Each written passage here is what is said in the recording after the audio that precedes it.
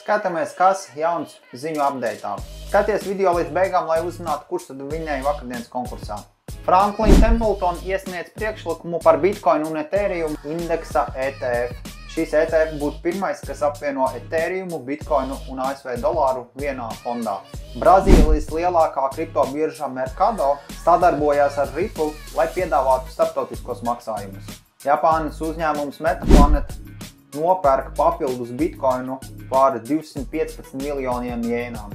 Amerikas ETF-os Bitcoins par vakardienu ar mīnuszīmi un outflows bija lielāks, Ethereums ar pluszīmi un inflows bija lielāks. Bitcoinā tas bija ar mīnuszīmi 52,9 miljoni, Ethereumam tas bija 19,8 miljoni. ASV apelācijas tiesa ir noteikusi ASV vēlēšanu prognožu tirgu. ASV kongresmenis Roka Hanna saka to, ka Bitcoinam vajadzētu būt daļai no federālo rezervju sistēmas.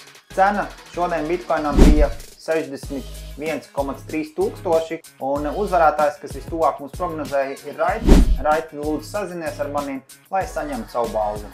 Tas šodien viss. Tiekamies jau rītdien, un atceries piesakot Telegram grupai, tur viss par un ap kriptovalūtu.